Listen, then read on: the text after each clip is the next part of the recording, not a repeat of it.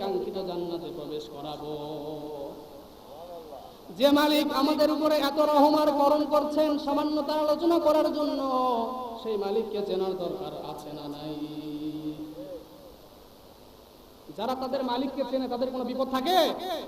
আচ্ছা বলেন, একটা খাসি বকরি, এই বকরির শক্তি বেশি না বাঘের শক্তি বেশি? আর যারা বলছেন না তারা কি? সবাই কথা বলতে হবে, বলেন বকরির শক্তি বেশি না বাঘের বেশি? সুন্দরবনের পাশে ধরে নেন, বকরি আর বাঘ ধাওয়া চলছে, হঠাৎ করে একটা বড় কাদাওয়ালা পুকুরের মধ্যে পড়ে গেছে। বাঘ চিন্তা করছে খাবারের জন্য দৌড়ালাম, এখন আমার অবস্থা হবে কি, উঠবো আমি কিভাবে? ছাগল হাসতেছে, বাঘ বলে আর একটু, আর এক হাত থাকলে তোর হাসি আমি বের করতাম। এবারে হাসিস কেন, কারণ কি? ছাগল বলছে তোর কি কোনো মালিক আছে? বলছে মালিক কি? বলছে মালিক কি? সন্ধ্যাবেলায় বুঝতে লাগবে তারা।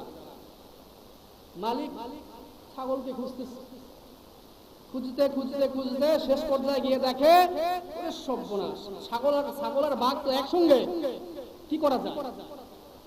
তখন গ্রামের সবাইকে ডেকে নিয়ে আসছে, বাঘ পাওয়া গিয়েছে। বাঘ উত্তম মাধ্যম কিছু দিবে না, ছেড়ে আসছে বলেন? বাঘকে মেরে ছাগলকে নিয়ে চলে আসলো বাড়িতে।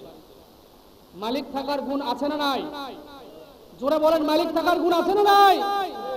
আজকে যে বাঘের জন্য বকরি শুধুমাত্র মালিক থাকার জন্য বেঁচেছে, আমিও কাশ্মীর থেকে শুরু করে জিয়াংজু উইঘুর থেকে শুরু করে নরওয়ে থেকে শুরু করে বাংলাদেশের বুরহানুদ্দিন থেকে শুরু করে সারা পৃথিবীর মুসলমান যারা কষ্টে রয়েছে তাদেরকেও আমি নিউজ পৌঁছাতে চাই, তোমরা ভয় করো না, তোমরা মালিকের উপর আস্থা রাখো।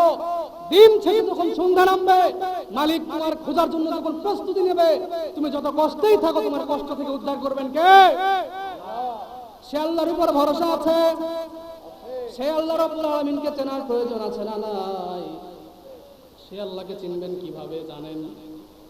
আল্লাহ রাব্বুল আলামিন বলছেন সূরা আলে ইমরান 102 নম্বর আয়াত, ইয়া আইয়ুহাল্লাযীনা আমানু ইত্তাকুল্লাহা হাক্কা তুকাতিহি ওয়া লা তামুতুন্না ইল্লা ওয়া আনতুম মুসলিমুন।